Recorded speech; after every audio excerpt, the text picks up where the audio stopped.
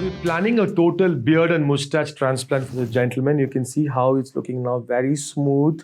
Few hair follicles here, very few follicles in the mustache. We're planning to harvest from the back about 3,000 to 3,500 follicles. The same sitting, we'll be doing the mustache and also the beard. Do follow us.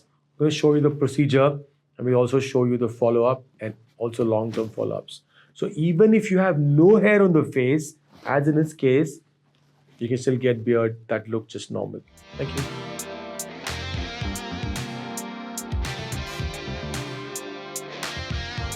So today we have a patient who has come to us with a concern of no hair follicles over the mustache line and the beard.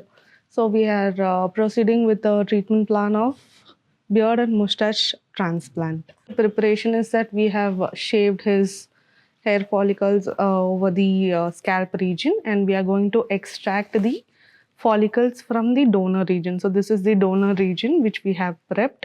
So here the follicles will be extracted and then it will be transplanted into the recipient region, where the follicles is extracted and it is transplanted into the recipient region according to the patient's requirement.